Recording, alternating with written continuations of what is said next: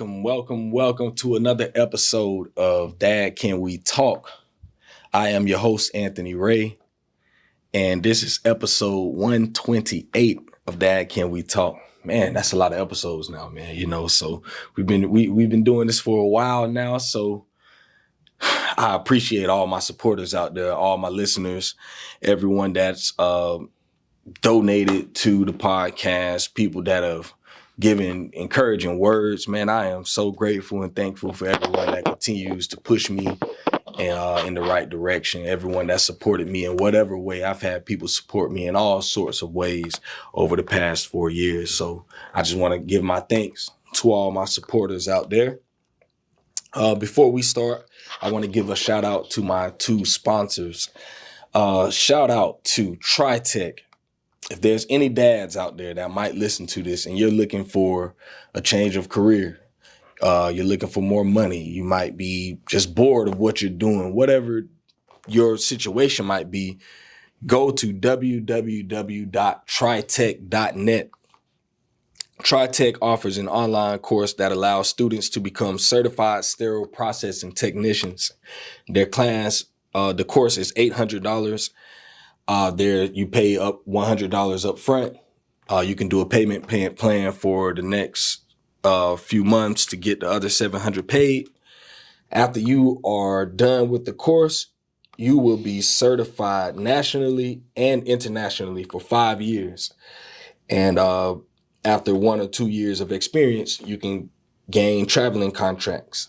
So it's a great opportunity. If you might just be wanting to go back to school, you don't want to do a super long program or something, or you're just looking for a change of scenery, go to www.tritech, and that's TRYTEC.net, and get more information about that.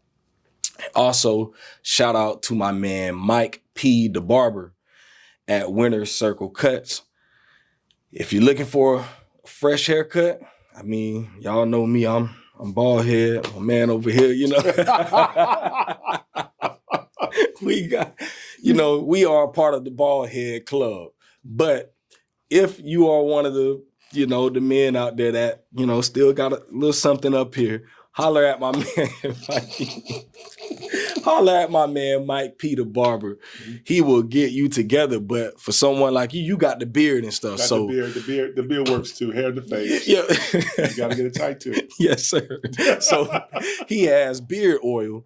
His beard oils, I have used it. I barely got anything here either, but, I have used his oil on my bald head after I get done shaving.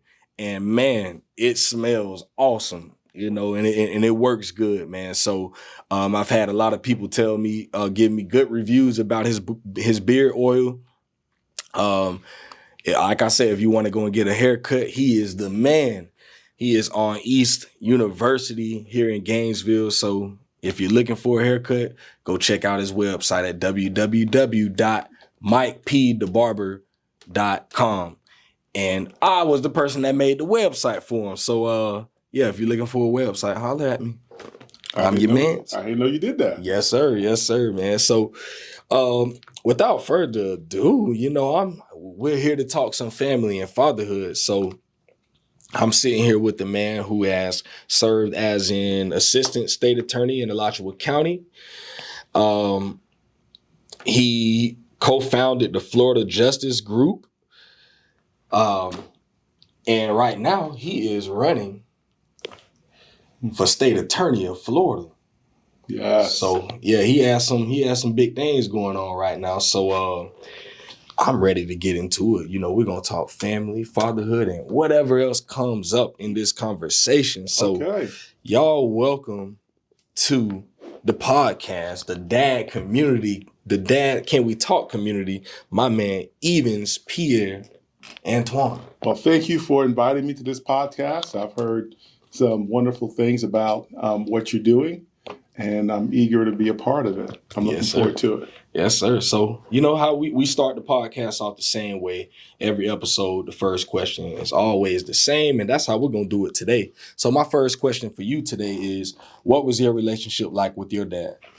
It was very interesting. my father is someone that,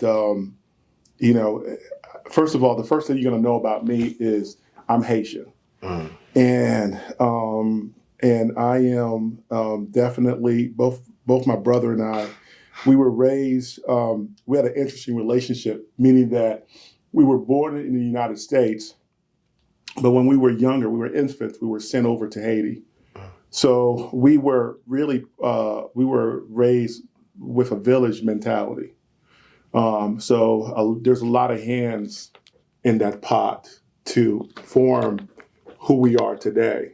As a matter of fact, typically they'll tell you that when you're about 7 or 8, your personality is already formed by that time. So those hands were mostly played a role in our development. Now, when I became 9, then I went to live with my father in the States with my mama as well.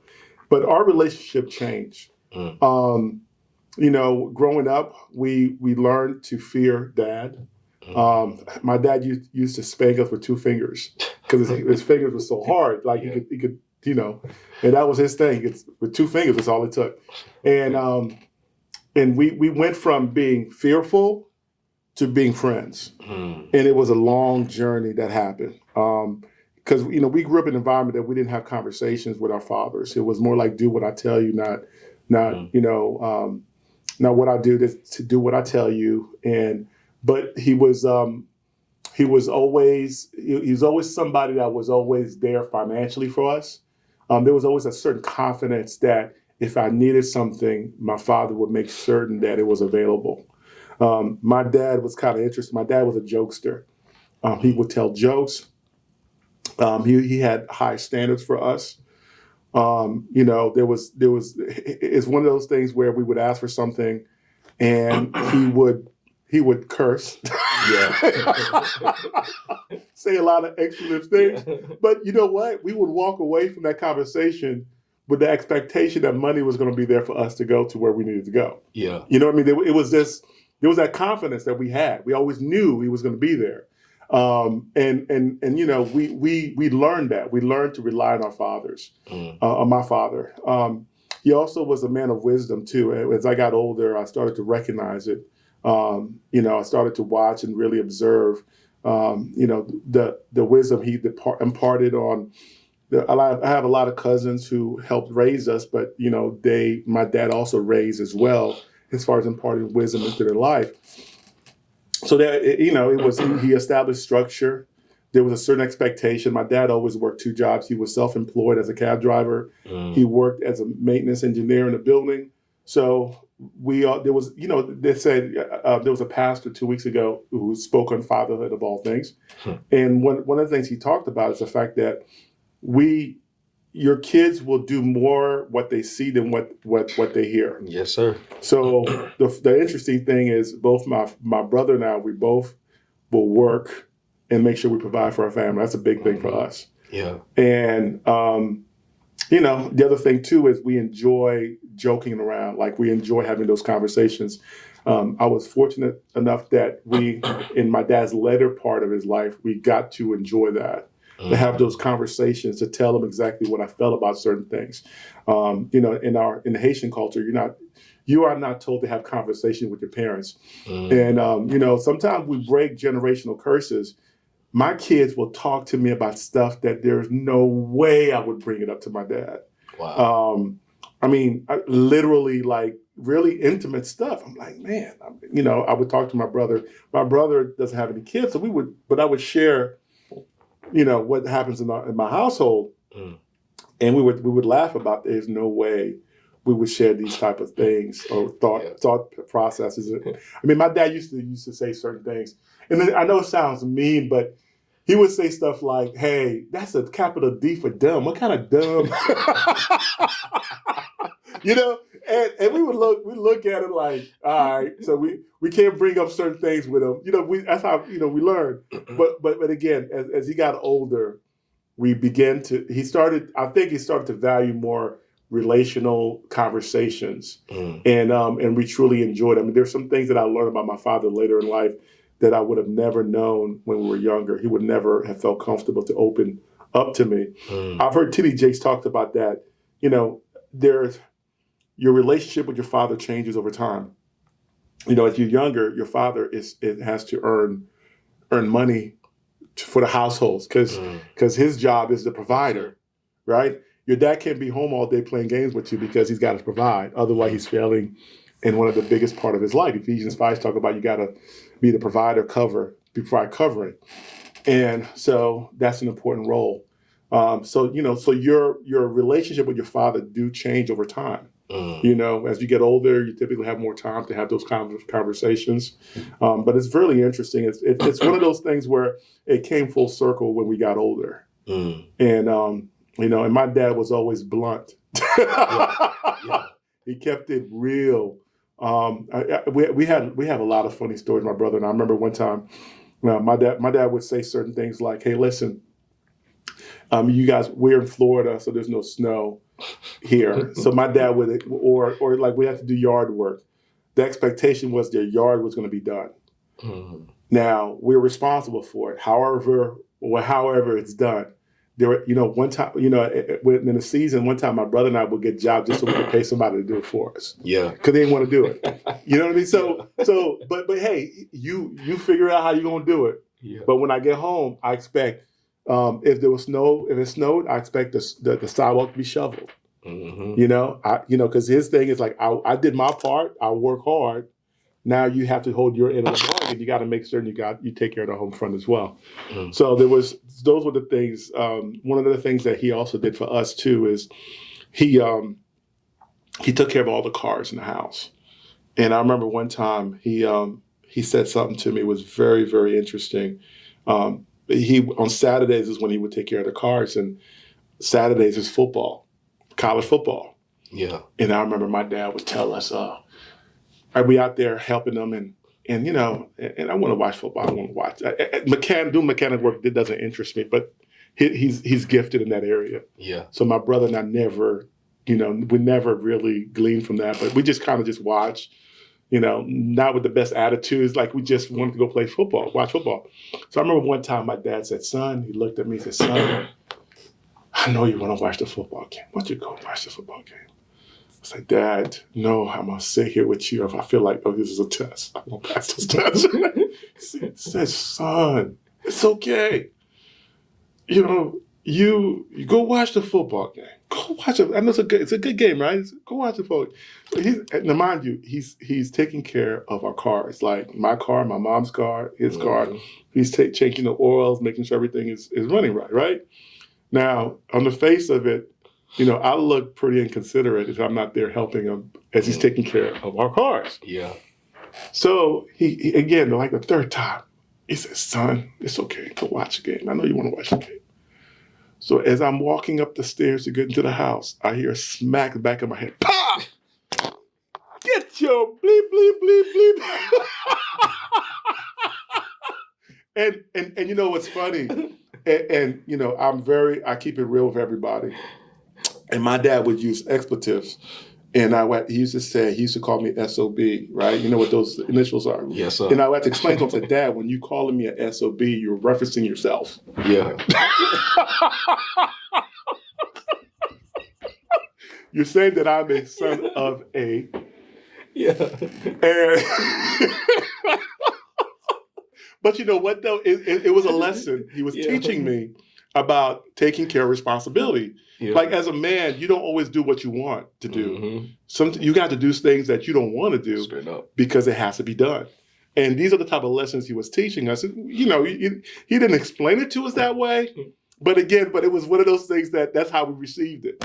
And so there's always like a sense of responsibility we've always had, you know, because of him.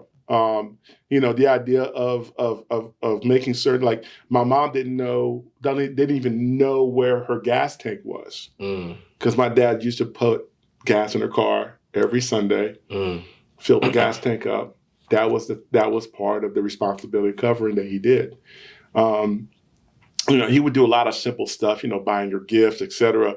But that was his thing. I mean, I have a cousin who's like a brother to me. You know, his mom, which is my my father's sister-in-law, single parent, came to live with us, and then they got their own apartment. But, when he would shop for chicken, for us, he would stop by them chicken as well, like, for them to cook and drop it off. He wasn't doing it because, he was trying to get accolades or what have you, but, that was something that he took on, because that's what you're supposed to do. That's his wife's sister. So he wanted to make certain she was covered as well. So, the relationship was, we really learned a lot more by just watching. Ultimately we did have conversations and some things, and we learned quite a bit, man. It's one of those things where we were also kind of spoiled. I mean, my brother and I, we used to always talk about the fact that that we weren't the kids who grew up with Jordans. We didn't, Jordans actually came out when I was in middle school. Wow. So we didn't get the best clothes to wear to school. But when the way my parents worked was like, listen, if you want something better, you gotta go buy it yourself. Because they worked hard. I don't know. I mean, we lived in a really nice area, Montgomery County, which is like one of the wealthiest counties in the country. They worked hard to put us there. They're not college-educated folk, so they worked hard. So if you wanted certain extra stuff, you had to go out there and do it yourself. You had to go out there and get it yourself. And one of the things, though, he blessed us all with, we learned about some of these things at his funeral. And I remember I was talking about the fact that my dad bought me a car. I remember one time he bought me a car, and I told him I didn't like it.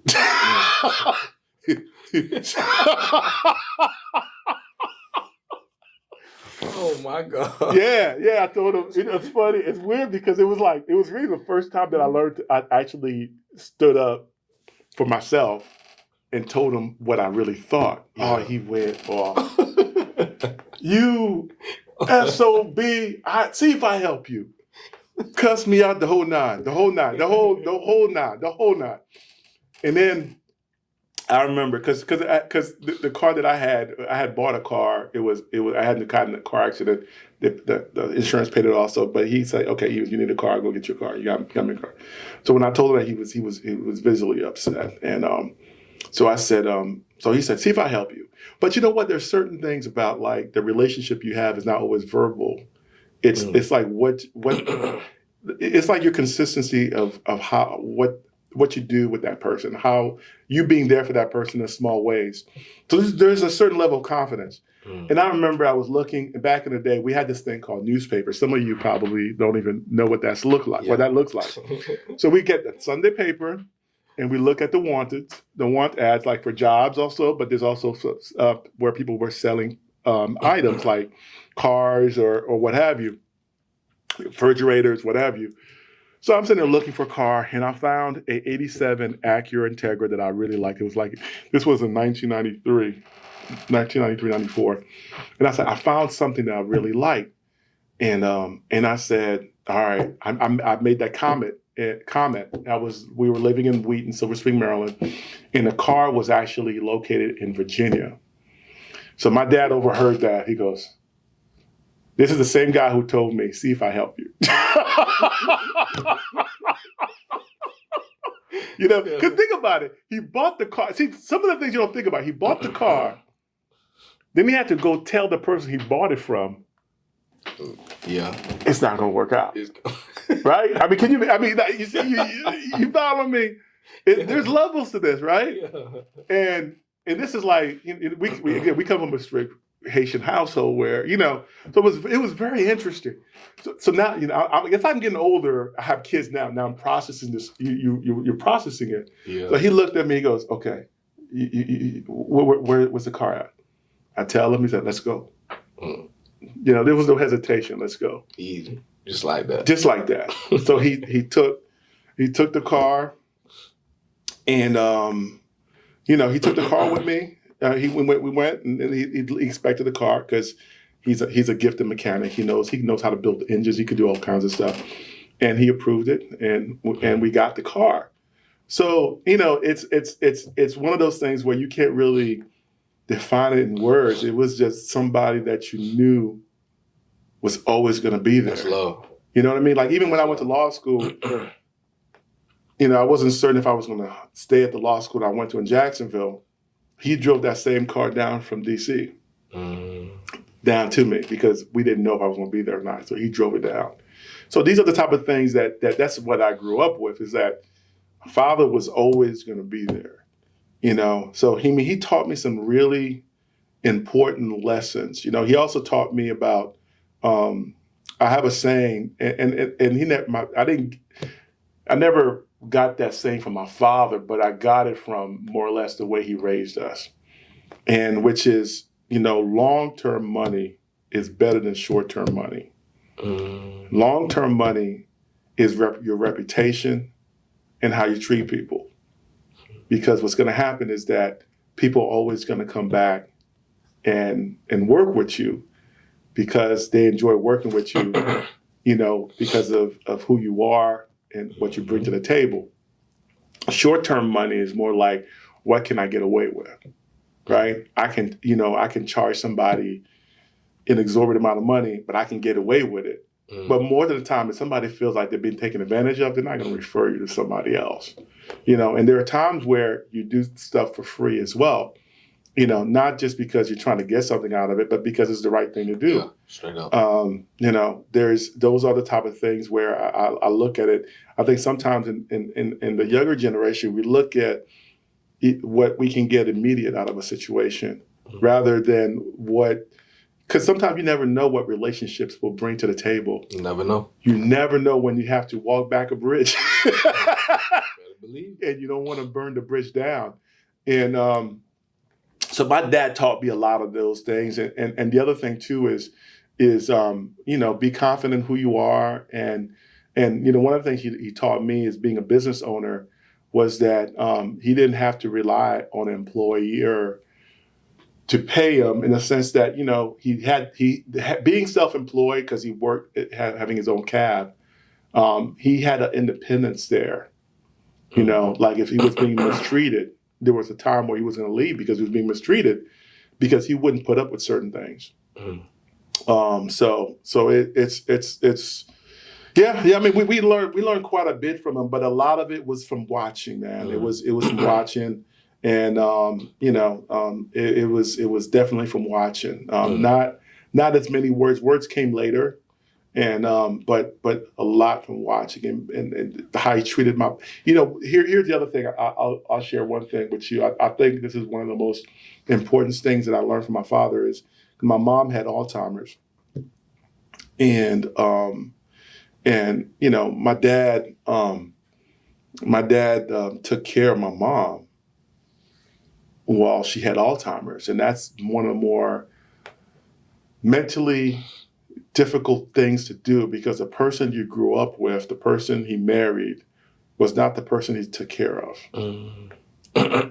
And so that means taking her to the bathroom, bathing her, taking care of her. He truly cared for her the same way that, God talks about covering your wife, like the bride. And there was nothing about, well, she can't do this for me. There was no conversations about that, right? The conversations I've had with him was like, what more he can do.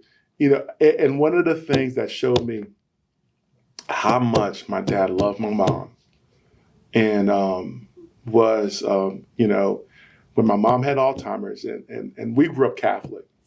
In the Haitian tradition, we grew up Catholic. And so eventually he moved with my mom. He took the family to Haiti because he had more. The dollar can go a lot more, and there was a family home in Haiti where he lived in, and I remember one time he was telling me, he said he brought in Protestants.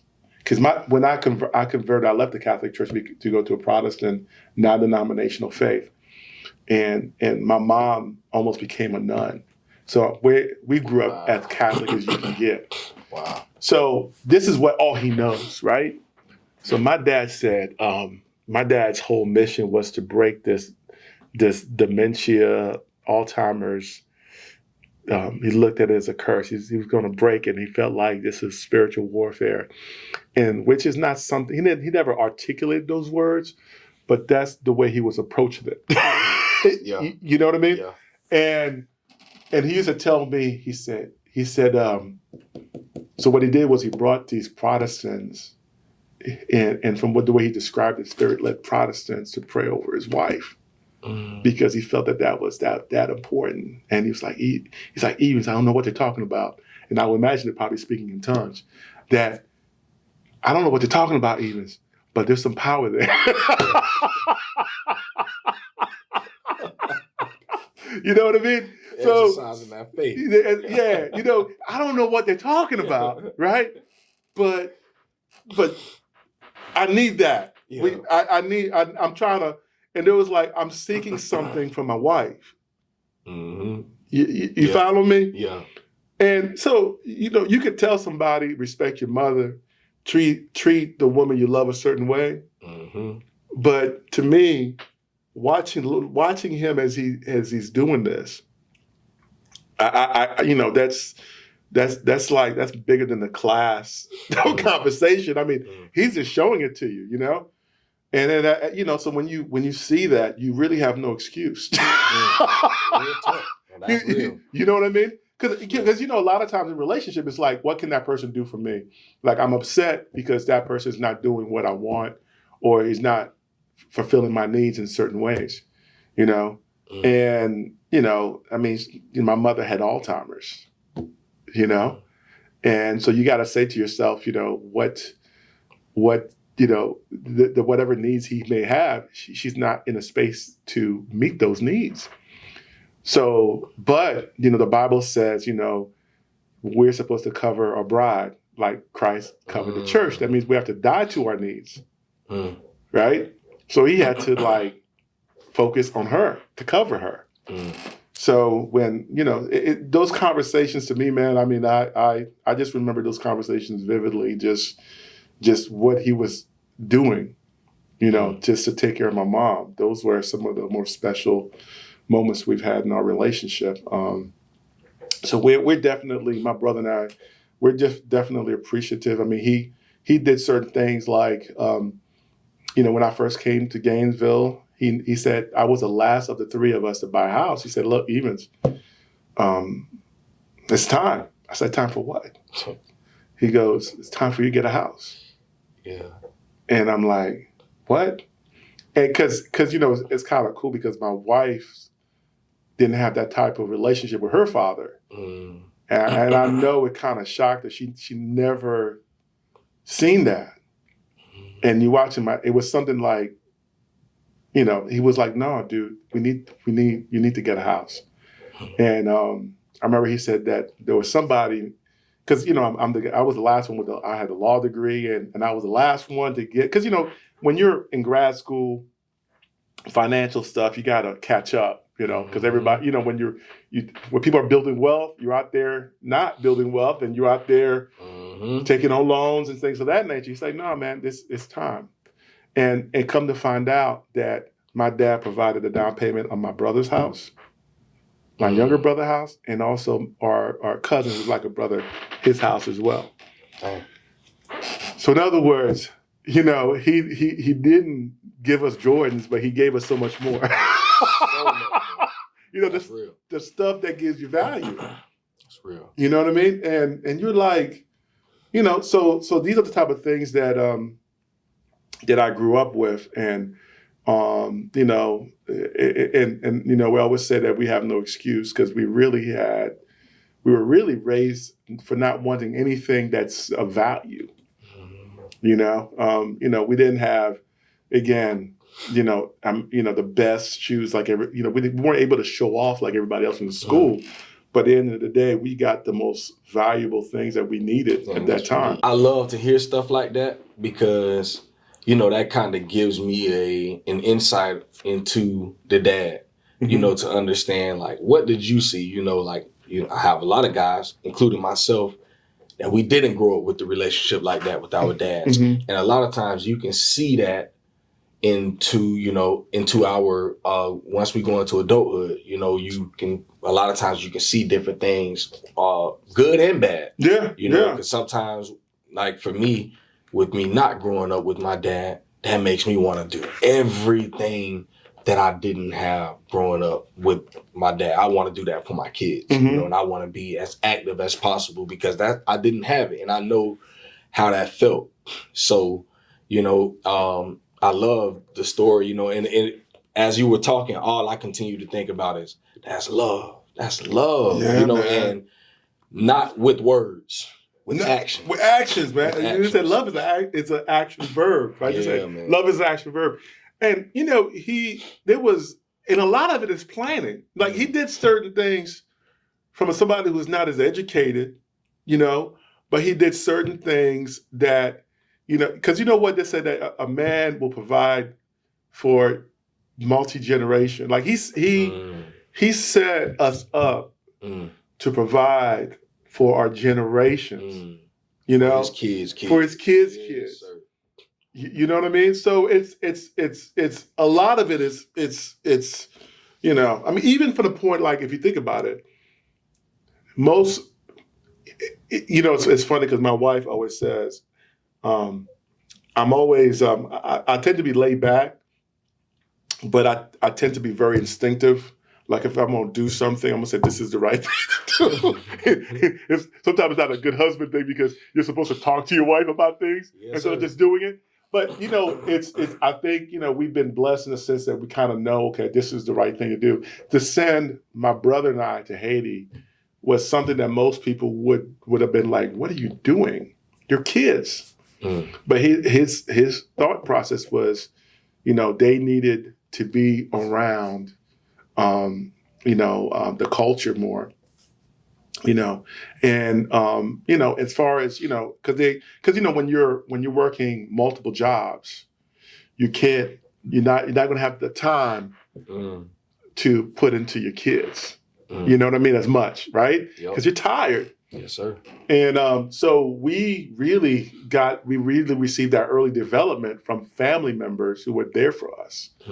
Whether it was dealing with bullies at school or we got to learn, we got really to learn about our culture, who we are. I always joke that Barack Obama wasn't my first black president. I had one before. I got to learn about, Toussaint Louverture, which was like the George Washington for the Haitian country, Republic of Haiti. We got to learn about Dessalines, which is the Emperor of Haiti. But we got to see a lot of people that looked like me that were in certain positions. So I never thought less of who I am. Yeah. So you got to see doctors, lawyers. You got to see people on television, anchors. You got to see those things. And so, so there was when you came, to the States, it was like nobody was telling me I was less than. You know what I'm saying? You know what I mean? So you got to see a lot of different things that I think I'm forever grateful for them for that, because it gives you a sense of boldness. Because, truth be told, I mean, I go now in counties that usually I'm the only raisin in the oatmeal. You know what I mean? In court. And but I think part of it, a lot of times, sometimes that can cause you to be wary about, oh my God, am I the only one here? Am I going to be okay? But I think it helped with giving you the confidence to be able to walk in that room and feeling like, yeah, you're up to whatever challenge you're going to be facing. So I'm forever grateful for that. I don't know, I don't know if that was something he had planned, but I think some way, somehow, some of those decisions played a big role and also taught us not to be afraid of things. Because my brother's in in the Bay Area now. I didn't know nobody when I came out here. I only knew Judge Green. So it allowed us to be bold. When otherwise I don't know if we would have been as bold as we were if we hadn't had that experience in Haiti. That's huge, man. That's huge. And I love to hear that. because that's something that a lot of kids that grow up here in the States, Black children, that's something that we must instill in our children, that type of confidence. But sometimes it's difficult because, like you say, here, a lot of times, I mean, it's a little better now, but even for my kids right now, I have 2 daughters and a son. But with my daughters, I'm always trying to let them know about their image, letting them know that you're beautiful. Like, your hair won't look like the girl in the magazine or on TV.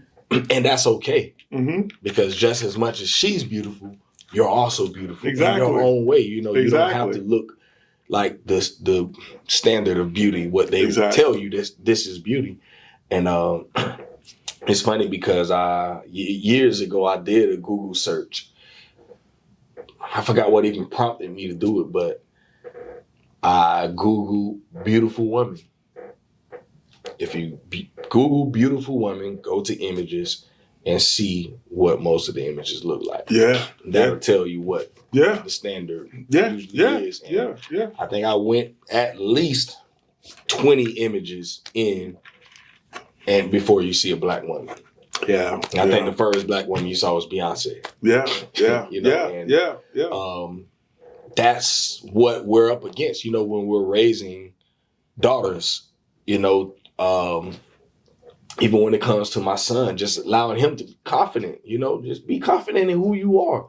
Know who you are, man. Don't ever feel like you're less than anyone, regardless of what the person is wearing, what they might look like, the car they drive. Man, be you. And that's something that I try to exemplify to my children, to let them know that I don't care what other people have going on. That's them, and that's okay. And I'm always letting them know that it's okay. It's okay that people are different. You don't have to look at them any type of different way. Just be you. Be yourself. You got to be comfortable in your own skin. I tell people, because a lot of times what happens is that I think people, especially in our culture, they mistake confidence with being loud. Yes. And they think that you have to be a certain way to be confident. And I've represented people of color who don't understand that. Listen, you being confident is in being strong is being direct. It's having a conversation that's very direct about what your intentions are and what your expectations are. It's not screaming at it and being boisterous and doing all these things, because what happens, that tells me that usually when people do that, they're acting out of fear. So you got to be controlled, and as much as you can. To me, that's strength. And what we need to show our kids is that confidence is being direct, and you don't have to be loud. I've had clients who misunderstand that you're being direct, you're being measured. They think that you're not confident or you're unsure. It's not being unsure. It's just that, you want to process your information. You want to do whatever research needs to be done about a particular situation. And you want to move cautiously because, you can't just be abrasive and just do whatever. You gotta be intentional and be thoughtful about your actions. So it's about being direct. When we're talking, I remember one time I told her I was going to go to Shands. She used to work. My client used to work at Shands, and she was in shock. She's like, "They're going to arrest you." I explained to her, "No, they're not. I'm just going to go out there and talk to your people up there." And she was in shock. That was the first time she saw something she equated as being aggressive, not being loud. To me, it was like, well, that's the next logical step to do to represent your interests. And so that's something that we really got to teach our kids so that they understand exactly what it means to be confident, what it means to be measured. Especially when we also got to teach our kids how to maneuver in corporate America. I think a lot of times we really don't know what that looks like. We're not prepared to do that. It's funny.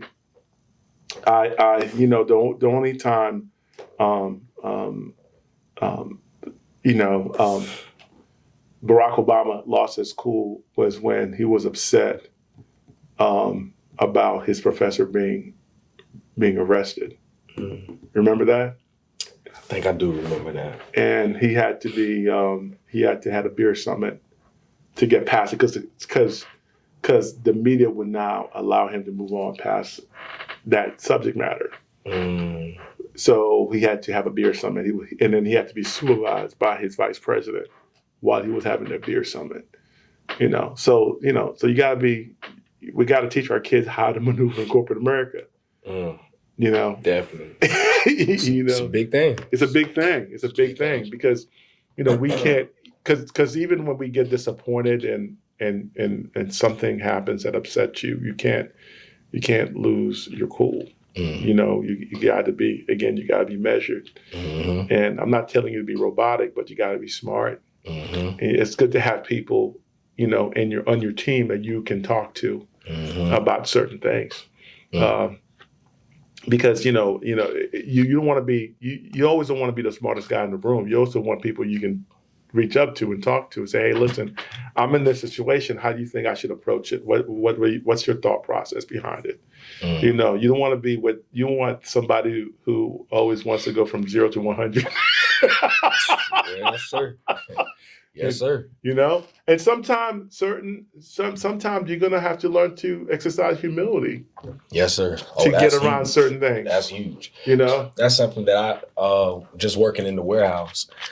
I was one of the trainers, and that's something that I would talk with guys a lot about. You got to know when to hold them and when to fold them.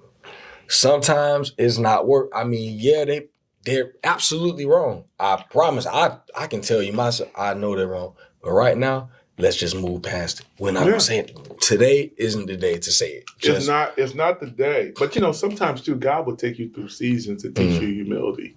Yeah. I remember when I failed the bar and I had to leave the state attorney's office and I went to work with a credit union. And it was a tough season for me because I didn't know why I was being punished. You know what I mean? And I was like, and I used to think to myself, like, God, what are you doing to me? Like, why am I doing that? And one of the things that I learned was that I was developing skills that was essential for me to have my own practice that I would not have developed if I had not worked in a call center. What that means is like, when you work in a call center and you have to do cross sales, I had to learn how to sell products associated with loan products. And that means that I had to learn how to communicate with people in a way to use terms that would be more endearing to their ears, so that they can be receptive to it. Like, for example, I used to use a term, like I would never talk about, when I would sell insurance product, I would never use the term insurance. I would say, hey, how would you like it if we provide you with something that if you would die, that your car would be paid off? And that's essentially what insurance is. Yeah. And they were like, I like that. Or they would say, I already have insurance. Then I would say, well, do you want them to use their insurance proceeds to pay off your F-350? Or you want them just to have the vehicle if something happens to you and they can do whatever they want with it? And they were like, okay. So rather than say, oh, would you like insurance on your vehicle? Yeah. So you had to learn how to be, how to communicate, how to sell yourself. And I learned all that while working at the credit union. I didn't learn that from law school. Yeah. You know what I mean? Yeah. I learned, and when you're an attorney, you're really like a salesman. You're selling a concept, a point of view to a jury, to a judge, and even to your opponent. Like, this is what I see. And that requires, okay, what's the best way to communicate to get the point across that you're trying to do? Like, for example, I use an example of the case that I had. I remember there was a case that I had where a guy was accused of stealing something from Target. He stole some meat from Target. And I had to explain to him something. I said, listen, I need to talk to you about something. He said, what is it? And I said, when you're going to testify, I don't want you to talk about, I don't want you to say you stole meats from Target. He goes, that's not what I did. I said, yeah, I know, but you stole salami from Target. When you tell somebody you stole meats, they're thinking that you stole ribs and steak. Yeah. Right? But you technically did steal a piece of meat product, right? Yeah. But the difference is there's a big difference in what that looks like when the person who's receiving that information. You know, the person, when you say you stole, nobody steals salami, right? When you immediately say, oh, this is hungry. Yeah. You know what? Desperation, he's hungry. You know, whereas meats it gives you a whole different mindset. You know, and that's the first thing I thought when you said it. I was like, oh, some steaks. You know, exactly. So, those, you know what, and processing information like that. Those were the type of that's what I learned from working in the call center. You know, and that's I think I'm very grateful for that experience. I didn't realize that experience would pay as much dividend for me as it has. Teaching me how to deal with credit, what that looks like, which being a father, if you're going to be a provider, you got to understand credit and how it works and how it can be a detriment to your family if you don't manage it well. Because, you could pay, if you're going to pay 17% on something rather than 3 or 4%, on something. It makes a huge difference. As a matter of fact, I think it also affects your ability. I mean, if you're paying 17%, you're probably going to need a second job, which means that you're not going to be home as much. Yep. And then your kids are not going to have the type of supervision they may need, from your presence being there. So it's huge. So I'm so grateful for that experience. At that time when I was going through it, it didn't feel good. Oh my God. Yeah, that's huge. It's huge, yeah. Because sometimes we got to learn the humility part, and also, trying to see, okay, what this season is bringing to me. Like, what am I supposed to get out of the season that I'm in right now? Because sometimes we don't benefit from it because we're so prideful. When we're going through it, we don't learn what we're supposed to learn from it. That's real. It's real. Real stuff. I got a question here, man. Let's kind of go over into some of the things, as far as your profession. As far as families, how do you plan to involve and engage families and parents in the work that you do? Like, how have you done that, or do you have like any stories on, like, as in your time as a district attorney? Well, here's the thing. I've done a lot of pro bono work. Like, I will represent people for free, that type. And basically, what that would entail is representing a young man and just speaking to that person's life and try to speak wisdom. I'll give you an example. Oftentimes, I remember one time I explained to a young man, we had a long conversation because his guardian was telling me that he was hanging out with drug dealers. And this guy was hanging out with drug dealers. And I explained to him that, and we were at the jail, and he had his arms. When we're at the jail, we're talking, he had his arms up. Like he was trying to be bad and bold. When I said, hey, I heard you hang out with drug dealers, he was trying to show how tough he was. And I explained to him, I said, listen, look, man, I'm not going to tell you not to hang out with drug dealers. He said, you're not? I said, no. So I explained to them, I said, look, you see those guys on the corner selling drugs? He looked at me, he said, yeah, because I'm hanging out with them. Yeah, they're my boy, I'm, whatever. So I looked at him and I said, look, so those guys on the corner selling drugs, I explained to him how they're my hoes. He looked at me, he's like, what? I explained to him, like, that's attorney's fees. right? That's court costs. That's cost investigation. That money that they're getting from those corners, that's where that's going to.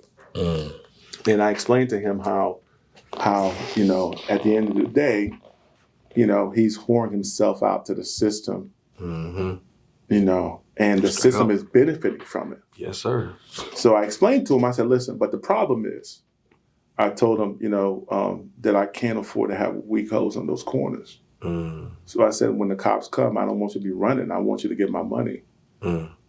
So we had earnest conversation. Yeah. And then he looked at me. He said, he looked at me confused. I said, so I asked him, nobody ever talked to you that way before? He said, no. I said, well, I mean, that's the way it is. So I asked him, I said, you ready to be good to hold for daddy? And he couldn't say no. He just shook his head. He's like, he finally understood what role he was playing. He thought he was playing a different role, right? He thought he was being like I'm being bad. I'm being, I'm being a bad boy. I'm popular, what have you. I'm a superstar, like a rap video type dude. But when I explained to him and showed him, what role he's really playing, it's the reality. The reality of what he's playing. He recognized that wasn't a role he was prepared to play. So I think what we have to do is one of the things that I want to focus on, even after the election is recalculate value, recalibrate it, especially in our communities. What's value? What does it mean to be a sellout? Is a sellout somebody whose actions is destroying the neighborhood you're living in? Or is a sellout someone who's trying to do what he can to improve your community? Right? Because one is selfish and one is not selfish. Right? I mean, one is actually the one who's really selling out your community is the one who's selling it to diminish it for value for his own purposes to make money. That's the sellout. Right? I'm selling you out so that I can make more money. That's going to hurt you and hurt everybody around you. You see what I'm saying? So we gotta like take back language and refocus exactly what value is, because I think we've surrendered too much territory and allowed certain people to define what things are. I remember I had a good friend of mine. He said something to me, and I said to him, we had a neighbor who recently passed away, and we were having conversation. I said, you know what? There was somebody down in the neighborhood we all suspected was there was a lot of activity, people coming in, knocking on the doors, and we suspected there was some drug activity, and I felt upset about that, and I was making phone calls to see what we can do about it. And I remember one of a good friend of mine, we're talking, this is before he became a homeowner. He was like, man, I don't understand, that kind of concept. And I said, I explained to him, I said, look, if you saw people in your neighborhood, like where you live with your kids, if they're having a party and they're causing some problems, you're not going to call police? He said, no, I'm not going to do that, because in his mind, he thinks that's snitching or selling out. But once he got a home, he got a better understanding of it. Well, I made an investment. So as men of the home, we are stewards of your home, right? We are the providers, and we got to make sure that investment reached its fullest potential. And if you allow your neighborhood to deteriorate to the point where the value, that investment that you put in that value is dropping, right? So that's really about being a good steward, right? And so we have to look at things with value, like where's the value in, so he understood it. He got that understanding. He got a much better understanding of what that looks like now. There's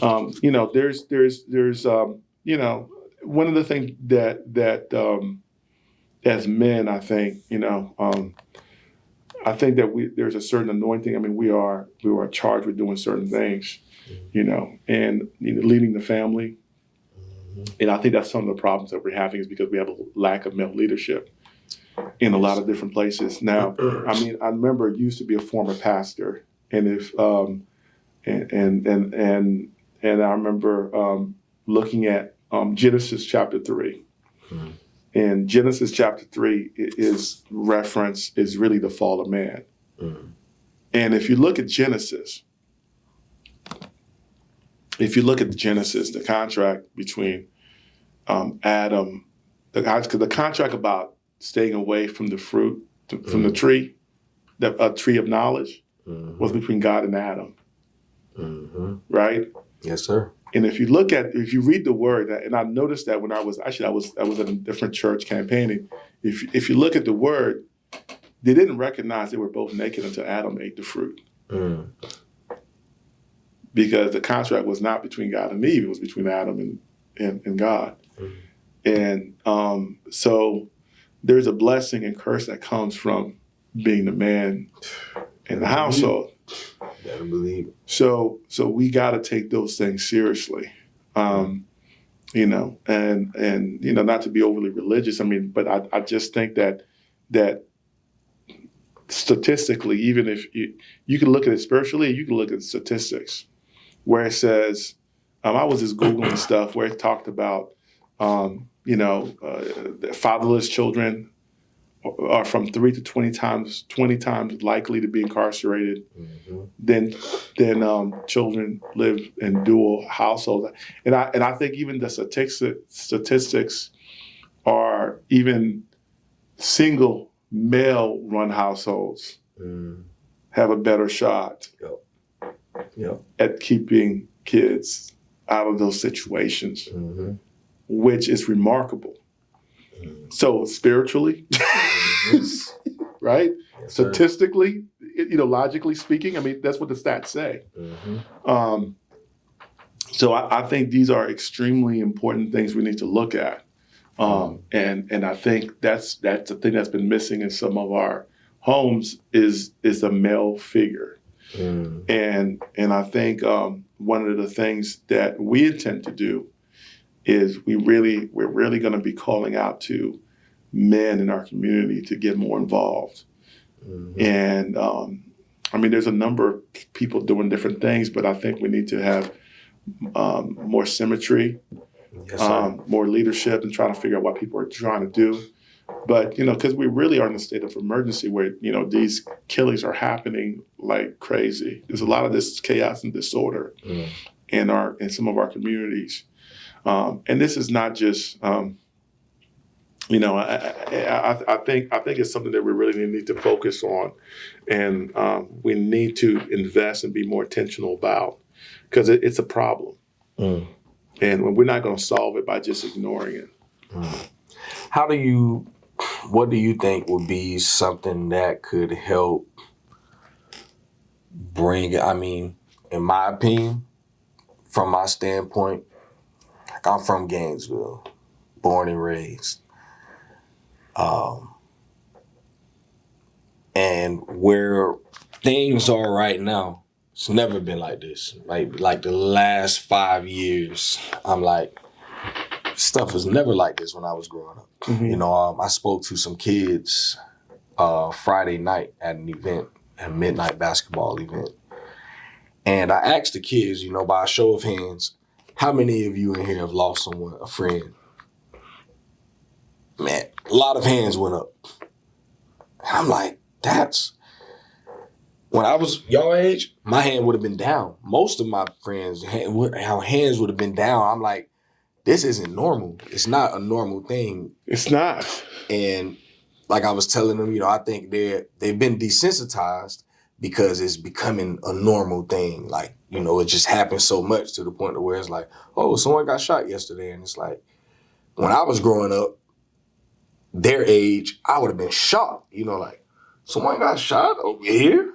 Gainesville, But now it's like, you hear about it and it's a normal thing. So, just trying to, I think our job now is to kind of find, how do we bring this thing back?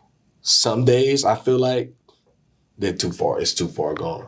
I think what we have to do is we need to start focusing a lot younger.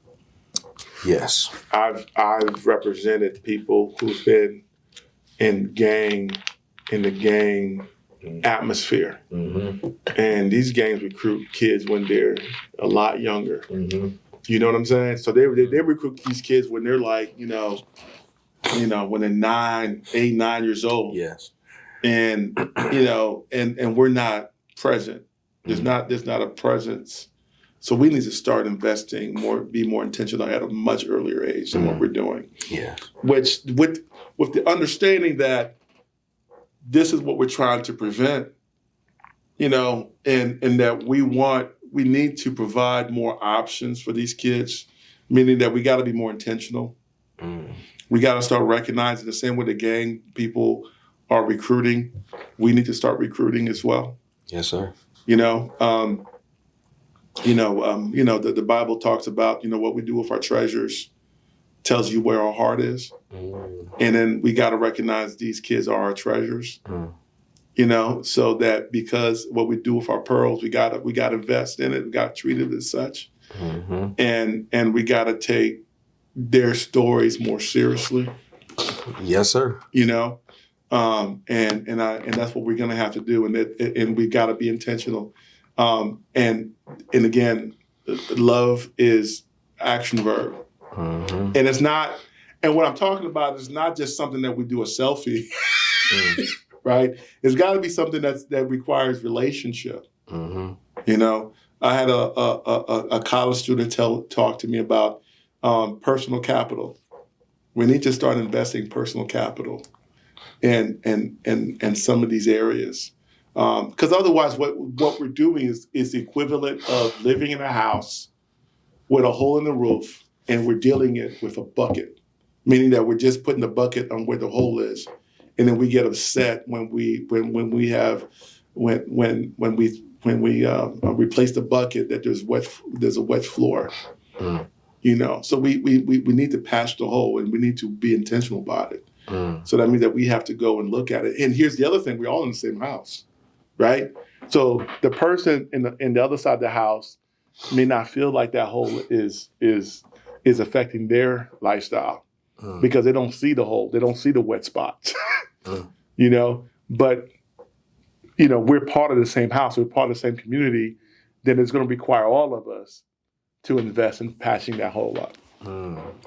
I think it's going to take more than just the government. I think it's going to take private sector to be invested in it because it's got to be a mission that's taken seriously.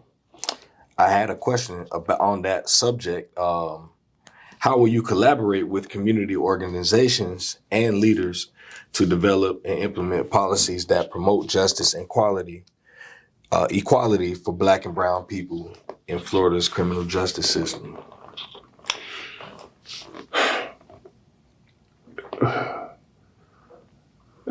Well, here's the thing. I'm going to be frank with you. We're going to prosecute people who commit crimes, right? Yeah. I think the idea that it's not doing so would, I think, not prosecuting people who commit crimes because they're a person of color would be, a disservice to our communities. Okay? But what I intend to do is create an atmosphere where there's more relationship in some of these vulnerable places. Mm-hmm. Because the first thing we need to learn to do is treat each other as human beings and with respect, right? That changes everything. I think one of the things I've had to do is sometimes, when you're dealing with certain people, is to humanize them, right? And I think what we need to start doing is the process of, okay, we need to start creating relationships in some of these areas so that, our actions reflect what you're referencing, You follow me? And I think that changes behaviors on everybody's part. But we got to be intentional about it. It can't be, oh, I don't know this person. I can't tell you how many people know that somebody. There was 4 kids that were killed was it last week? 2 weeks ago? A week and a half? About 2 weeks. 2 weeks ago? Yeah. I can't tell you how many people who knew those kids. A lot. A lot of people knew those kids, right? So, I think we need to be more relational. Because here's the thing, the more you know about somebody, you make assumptions, you're going to treat them differently. I had one guy tell me, had somebody I know who's a respected businessman tell me, look, you're a big black guy. I was expecting something different. Right? Yeah. You thought I was going to be somebody's going to be growling at him, right? But you don't, you're going to rely on those expectations if you don't have a conversation with a person. We got to be more intentional. I am somebody I've experienced being treated differently because of the way I look. I've experienced that. But I think it's frustrating, right? It's humiliating,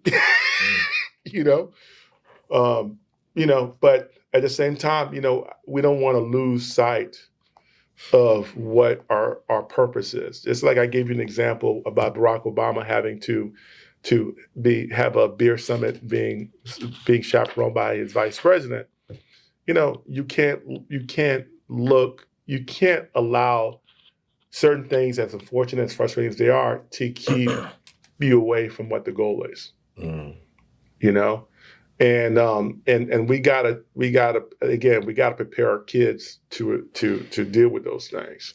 But the other thing is what my intention is to create relationships where you're gonna have those earnest conversations and the results from those relationships I think would be beneficial to everybody involved. So now you're going for state attorney. So you are coming from being defense. So I had a person that asked me, had a question for you. And they wanted to know, what was your experience? What was in your experience with defending black men in the criminal justice system? What inspired you to run for state attorney, where most likely what you'll now be doing is prosecuting them more than being defense? There was I'll let you in a little secret. My mentor who brought me here was Judge Green. Is that the guy that he just passed? Right? He just passed. Okay, yeah. Judge Green brought me here. The conversation I had was, he really wanted me to try to replace him as a judge, and we talked about it, and he's like a brother to me. And what Judge Green, when I first came to Gainesville, he told me that this job can't be just a 9 to 5. You got to be more active in the community. So the first thing he did for me as a prosecutor, was take me to Duval Elementary School to speak to kids, right? And Judge Green also is the first, I think, assistant state attorney to win the volunteer award for the Florida bar. So what I'm telling you is that, as one of the things that I've had to do is real talk, is humanizing the black male defendant with some of the things that I've had to do, right? I think sometimes, people are scared. And I think sometimes the black man is often not looked as capable as somebody who's capable of having fear. You follow me? That's an issue that I've dealt with, as far as dealing with the other side. Now, as a prosecutor, somebody elected in that office, I can do a lot more because when you're a judge, you got to stand away from everybody. You got to be far more concerned about impartiality and not creating relationships. Yeah. Because you got to be biased, right? Mm-hmm. But as a prosecutor, creating relationship is part of the job. Mm-hmm. And you got to be willing to be purposeful, intentional about it. Mm-hmm. So, the mission that I'm on is to, a lot of times the people who look like me, who went to school, got educated, living in a whole different area, you make our money, we focus on our kids and we keep it moving. But I wasn't raised that way, right? It's important to get involved. And, we're in a state of emergency. And truthfully told, that's one of the best offices addressing that particular situation is the office of state attorney. Mm-hmm. Because all roads lead through the state attorney. We, as far as office policy, what the focus is on, et cetera. And you also have the ability to, the platform to bring other people into some of these neighborhoods that you wouldn't have, if you were in other positions as well. Mm-hmm. But what we need somebody who's willing to be intentional about, this has got to be part of the mission. Mm-hmm. For me, it's an important part of the mission. Like, for example, we don't talk about trauma that these same young kids you're talking about who deal with gun violence every day. Mm-hmm. I've had former clients who tell me they feel like they need to carry a gun with them to protect themselves at all times, right? Yep. So, those things are the reality of of what we're dealing with. And, and you've got to understand, I think it's important to have somebody in that office who understands that reality. What do you think? I mean, do you think somebody who's sensitive to that is going to be more important than somebody who's not? Because they're not even going to think about to address a certain issue. Mm-hmm. You know what I mean? I'll give you an example. I remember a friend of mine. I'll use a sex example between a man and a woman. Mm-hmm. I had a friend of mine who was telling me, we were talking. He had just gotten divorced, and he was dating, and I explained to him that there's certain things as men we don't worry about, right? We don't worry about parking our cars in certain areas because we don't think that somebody's going to physically attack us. Yeah, you follow me? Yeah, the woman is going to be more sensitive to where they park the car than where we park the car, or where we're sitting. How to address a person coming at us, whether or not to be cold or what have you, because you're assessing because you feel danger at certain points, right? So when I explained it to him, and so he processed the information differently, like, okay, because you can't look at it this way and think, her experience is going to be different than yours, because there's more sensitivity for her for safety than you do, because you're a big guy. You don't have to worry about that, right? So I think there's certain sensitivities that I have that we all carry that somebody may look at it like, okay, I may be recognize something to be a problem where somebody else may not see that there's even an issue there that exists. Mm-hmm. That's right. Did you see? Real. Do you see what I'm saying? Yeah, that's real. And the problem is, I think sometimes I rebuke the idea that if being a Black man, you should not be a state attorney, right? Because I'm supposed to be putting my people away. I'm putting people away who break the law. Period. Whether you're white, Black, or whatever. Some of these jokers need to be put away. You know what I mean? And, that's part of keeping our community safe. Mm-hmm. It's a lie from hell when we tell our folks that, you know what, you deserve to be living mud.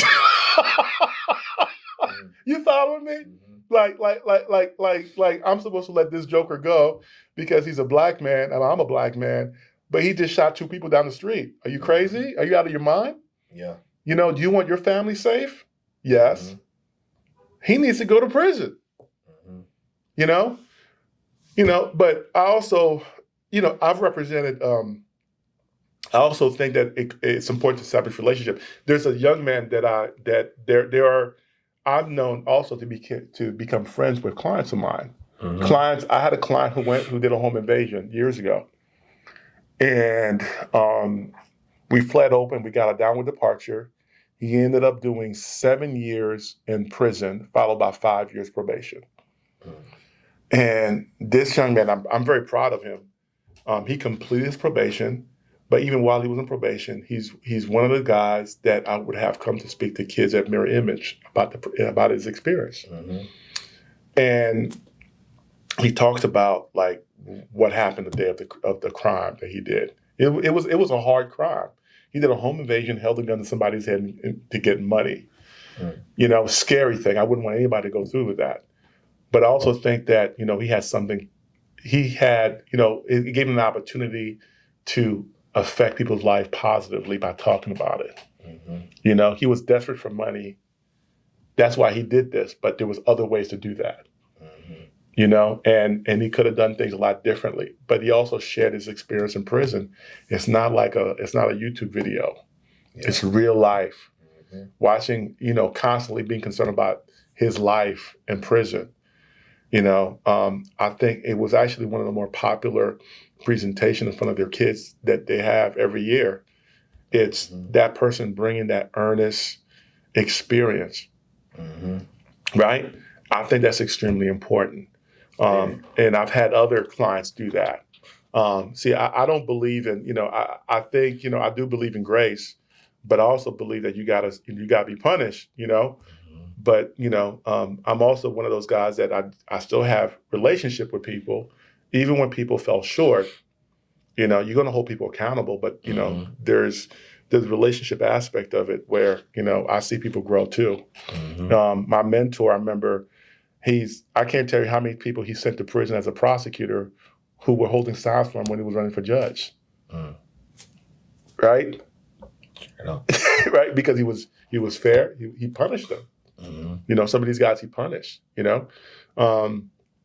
So I think, I think we gotta be careful about excluding ourselves from certain tables because of pride and because our feelings. Our kids can't afford for us to be concerned with our feelings. We gotta be at the table. Our kids deserve that. It's important, man. And I think one of the most important things is to always be fair, and to be understanding, because there are a lot of guys. I have friends right now. Sometimes I didn't agree with. I got one particular case in mind where I felt like there were two. I felt like the state helped one, the state didn't help the other. And one gets off, the other goes for 15 years. And man, it always bothers me when I think about it because I'm like, man, it's a great story. The one that didn't go, great success story. After he got off and they helped him change his entire life, literally. Entire life has changed right now. And then I look at my other friends. But sometimes we don't know the whole story. Yeah. Because you got some people sometimes like, listen, this person was the least involved. He provided information, but we're telling you that you need to do 3 years, right? And you're looking at me like, no, I'm not doing 3 years, right?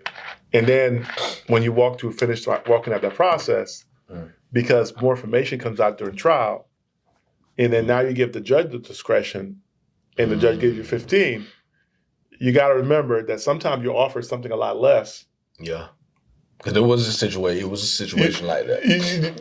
You see what I'm saying? Yeah. And we know, and sometimes there's situations where Dana, that's what I call DNA Dana, puts you there, right? And then you're, we're not looking at things logically. We're looking for the emotion. I don't feel like doing this. Well, nobody wants to feel like doing certain things. My father didn't feel like waking up at 5 o'clock in the morning and go down and drive. You follow me? Every morning, so that we could have, so we could live in a better neighborhood. But he didn't feel like doing it all the time. But he did it, and sometimes we got to look at that too. I've seen it many times. I mean, I've actually begged somebody to do certain things. Look, dude. And then, as a former minister, all we can do is witness to people. That's it. We can't make decisions for them.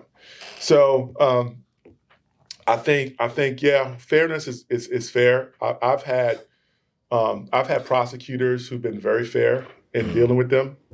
Every once in a while, there's always whatever. But more than not, I've had a lot of prosecutors that are fair. And you fight. We wrestle in court, right?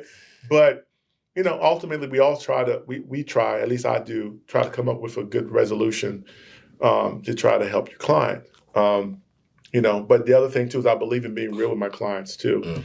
As I said, it turned out I'm going to be very real with victims. Communication is a big part of it.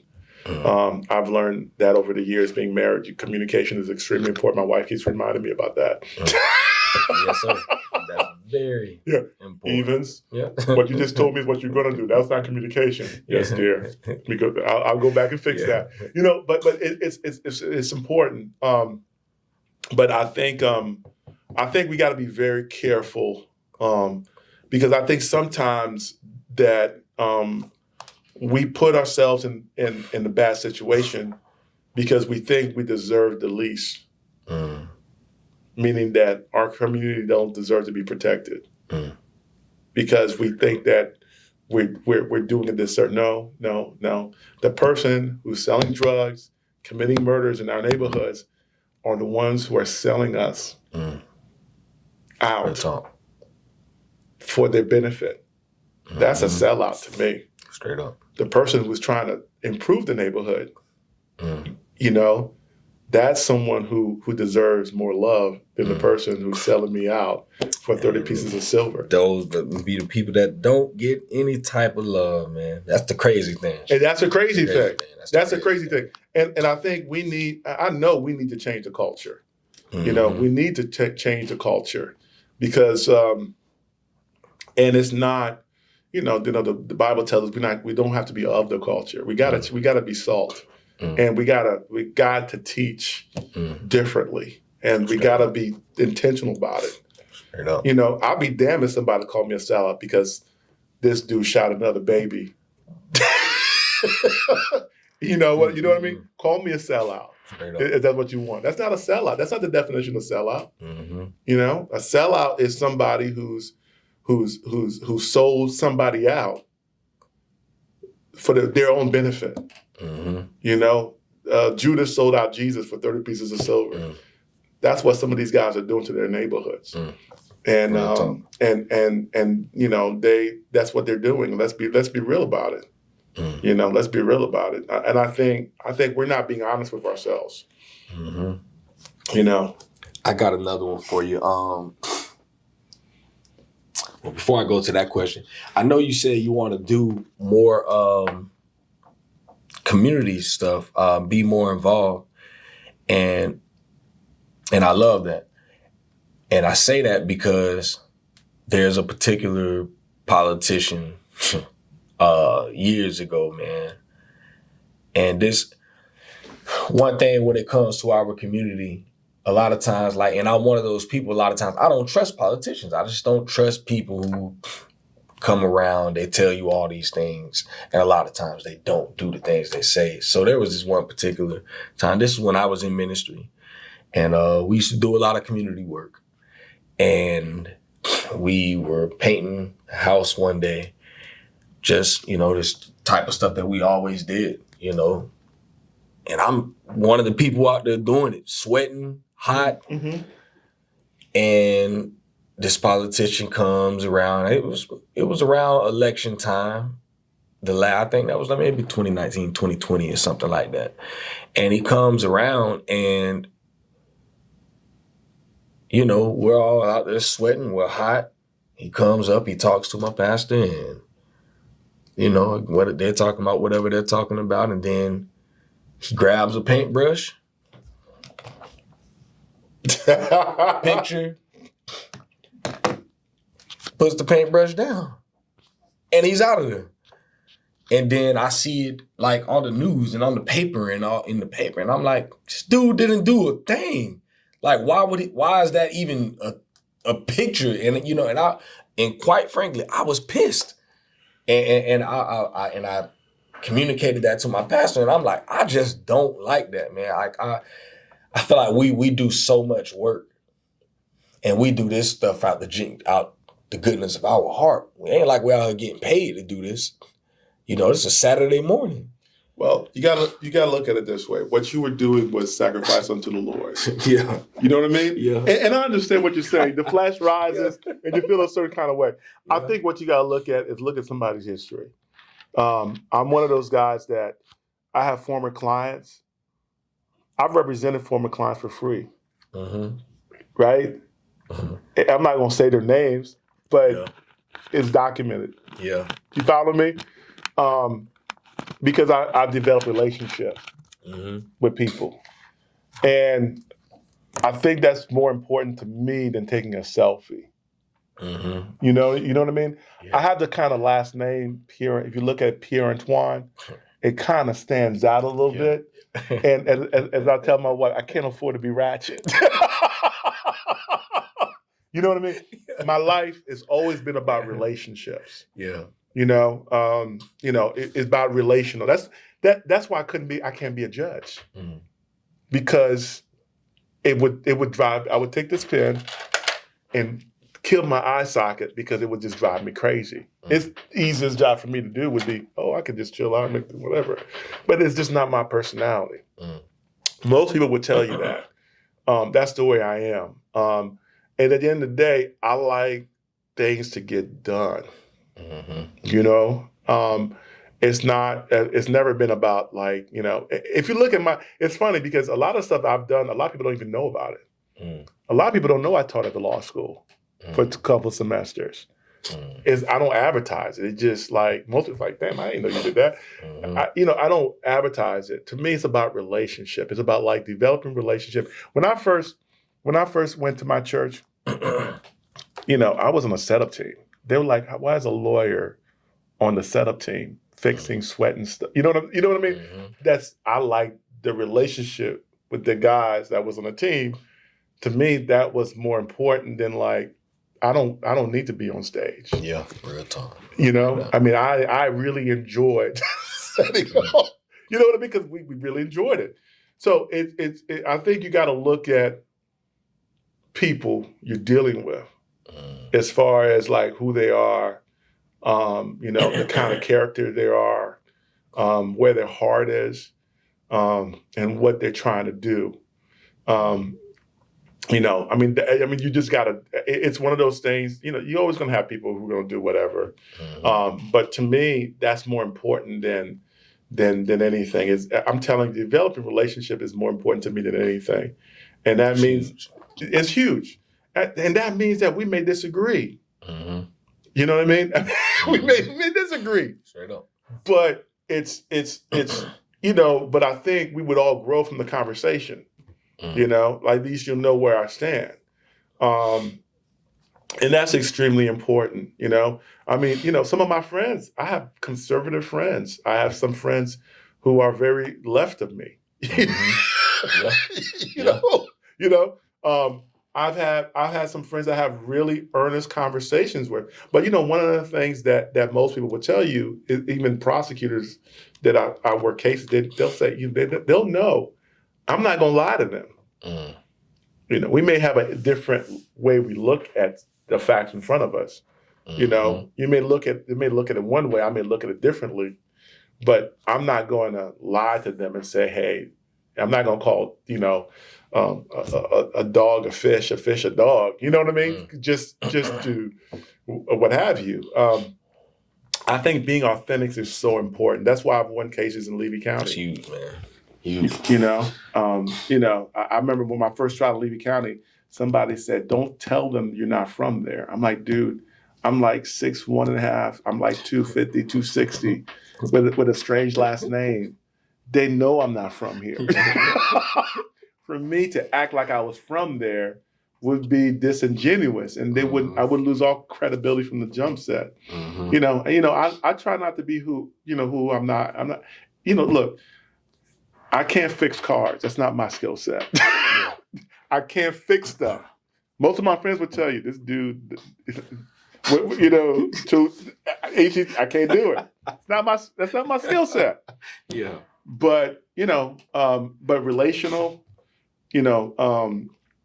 working with people in difficult space and trying to come up with resolution to bring the temperature down in the room, that's what God anointed me to do. And I walk within that anointment. So I always surround myself with people who are better skilled at stuff I can't do. That's how I survived law school. There are certain things I'm better at than others, and you got to be more self-aware.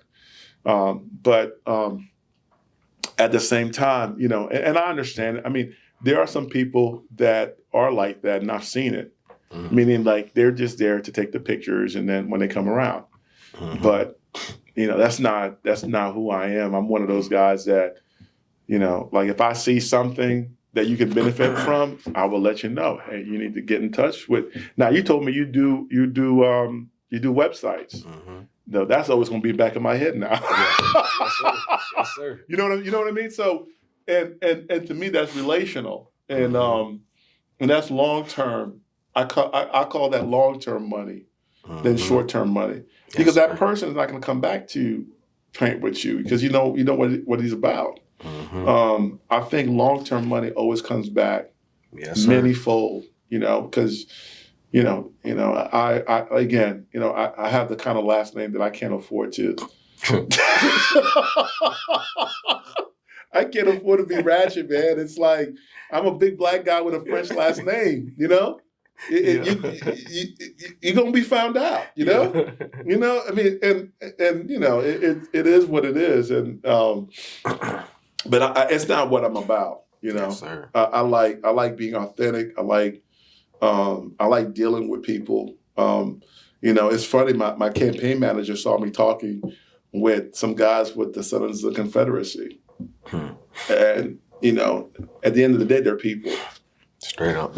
And you got to have conversations with people. You can't be like, oh, this person's this way, so I'm not going to talk to them. Straight up. You ain't always got to agree to have a conversation. You don't have to agree to have a conversation. You can have a conversation.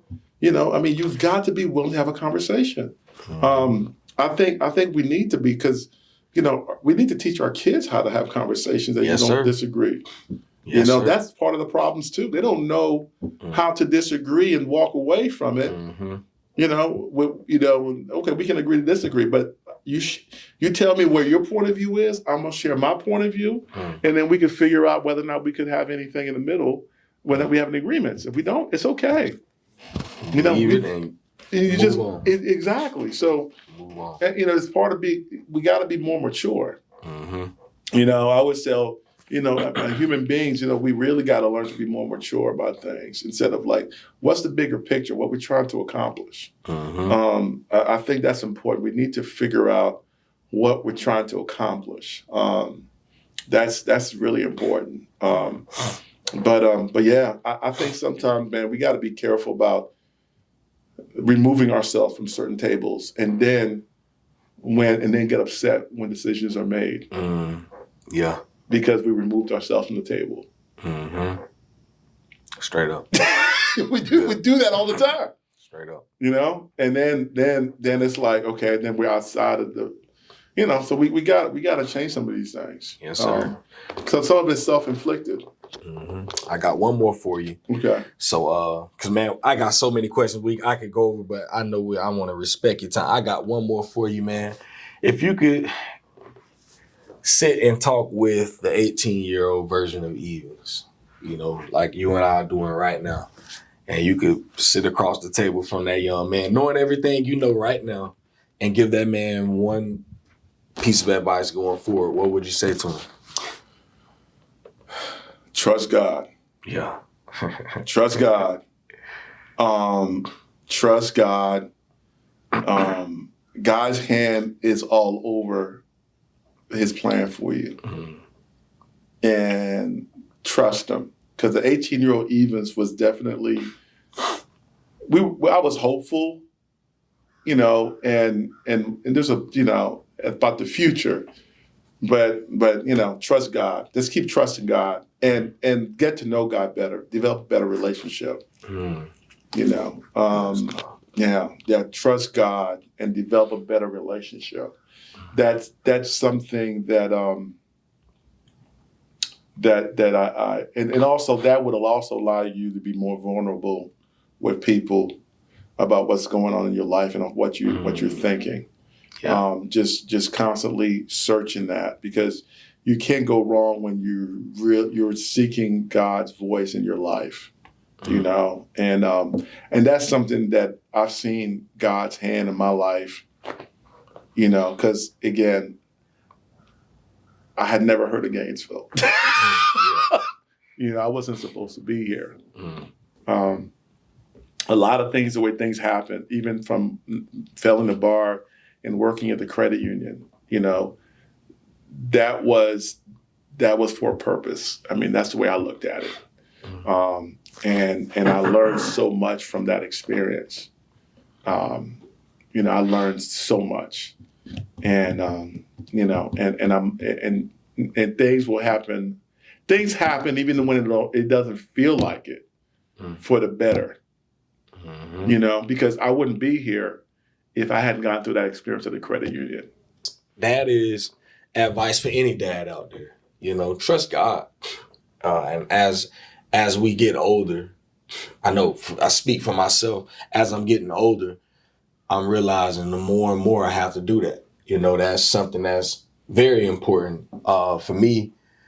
Like I say, I was in ministry for all of those years, and then for the last 4 years, it got a little difficult because I, had a couple things, some disagreements about some different things, and it affected me, and I really didn't know how much it affected me until maybe the beginning of this year. I started doing some real soul searching. Like, that affected me. It did. That truly affected me, and I didn't think it would do that. I was trying to play the tough. I'm good, everything will be all right. But then 4 years down the road, I'm like, nah, that affected you in ways that you never knew. It's funny you said that, because our church, we do this thing called Freedom Class, which is a book that talks about, actually addresses trauma that we've gone through. Church hurt, forgiving, letting things go, moving on with your life. And it's a huge spiritual,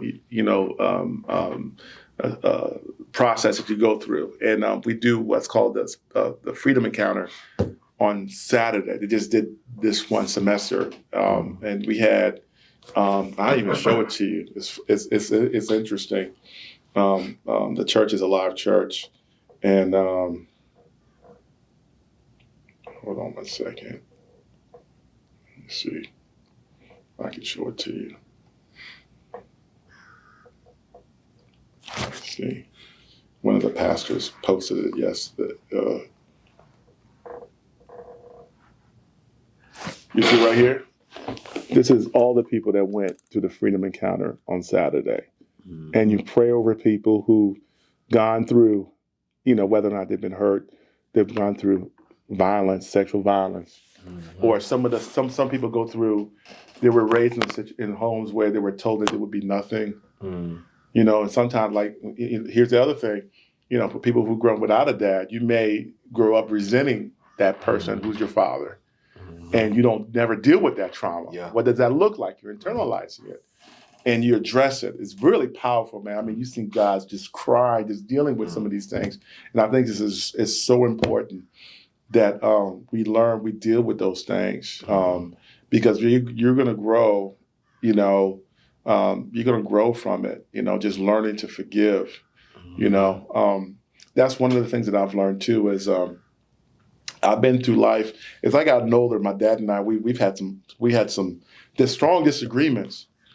And one of the things that I've learned too is that you got to learn to honor your parents, no matter what. Yes, sir. And one of the best lessons I've learned was watching the way that my mother honored her father, even though he was not the most honorable person in the world. And the way that she took care of him, was incredible. And there's a blessing, there's a lesson that comes from that, that your kids need to see it sometimes. Yes, sir. You don't have to like what they did, but it doesn't. There's no. It doesn't say, well, if he does this, therefore you disqualify them from that. Yes, it says you honor them. That's it. You honor them, and there's something that comes from that because you're training your kids a certain muscle. That we need to develop more, because we get so caught up in feelings, and we are a lot of times, and that's the problem in our community too, is that we let our feelings dominate the way we move. It's not. You can't do that. One of the things that one of my favorite books of all time, and I always recommend this, especially to black males. It's a book called "Why Should White Guys Have All the Fun?" And there's a part in the book that the person's about is Reginald Lewis. He did the largest international leverage bout in history. And the title book does not mean it's not a militant Black Panther type book. It's actually something to say, hey, listen, you can do, your skin color does not dictate to what you can achieve. And that's what his mother used to always tell him.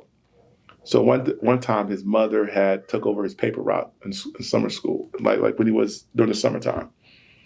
And when, did I tell you about this on the phone? No. Okay. So his mom took over the paper route when he was younger, and he came back from some summer camp, and he asked his mom for the money from the camp. His mom said to him that, son, you're not entitled to any of those funds because you did not set the terms of the deal before you went to camp. Now, some people would say that's not fair, right? Yeah. But he did the largest international leverage bout in history. And you can't tell me that lesson he learned from coming back from summer camp did not play a role in that. He learned that early age that if my mama is going to hold me to the terms, so is everybody else going to hold me to the terms. So I've got to make clear that the terms are clear, because it's not about how I feel. It's about what we're trying to accomplish. You follow me? Civil rights movement, what did it learn? It's not about feelings. There's a discipline involved, right? Nonviolence, very disciplined. That means that, you had to resist the urge to strike somebody back from hitting you, right? Because the goal was to make them look a certain way when they're being covered by the media, right? There was a discipline part of it, and, even when you were boycotting desegregation in Alabama, there was a discipline. How? They devised a plan where people will go to work. There was a plan that was involved, right? It wasn't like, I don't feel like this. It was there's a discipline. Heck, my dad waking up every morning at 5 o'clock. By the time I woke up in the morning, he was already gone. He had a discipline. He had to be, He had to leave the house by 4:00 in the morning so he can drive cab, arrive a certain time, pick up customers until a certain time, and then he goes to work. There's a discipline involved in it. It's not about how I feel. It's about I don't feel like doing this. It's not about your feelings. So I would strongly recommend that book. It's called.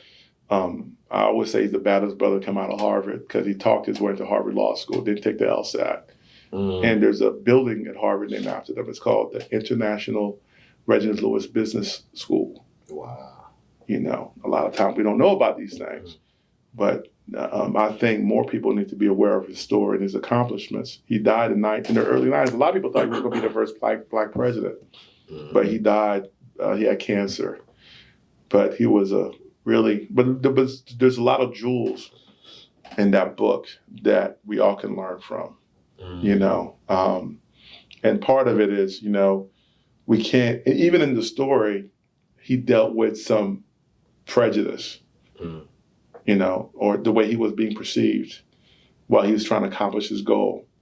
But the key is you cannot get distracted, when you're trying to achieve something greater. You got to stay focused. You got to be intentional. You got to be disciplined about it. You can't let distractions, You know what I mean? Our feelings cause original sins. Yes, sir. Right? Yes, Because sir. my wife felt like he's trying to hide something from me. Right? So, we cannot let our feelings dictate how we move a lot of times, because that's going to end in total failure. That's the history. So everything that's accomplished in greatness is not accidental. You know what I mean? There was a plan, and there was a plan in play, and so there's a discipline part to it, and we gotta be disciplined, and how we approach certain things. Some good stuff there, man. Y'all listen, some good stuff, man. Go find the book, please, because I need to find it myself. It's a great book. I'll show you what it looks like. It's a great book. I mean, it's a very good book, man. I love the book. It's called, if you look at it,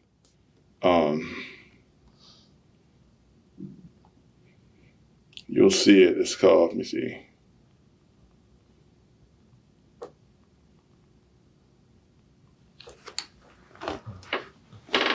It's right here.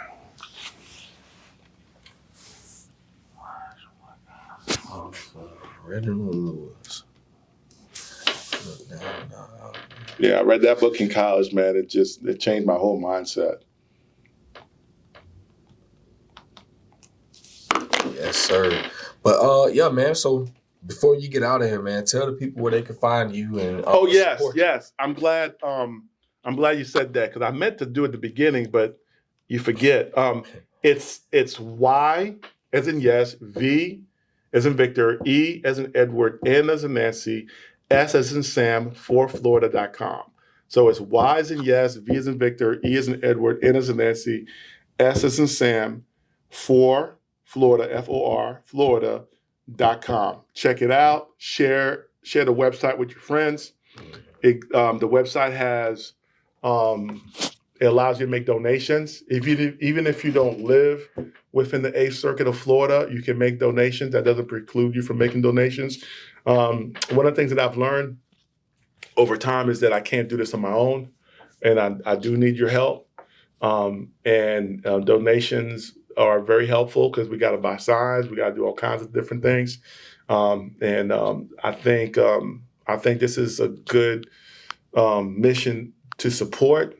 I know we're going to accomplish a lot of great things with your help.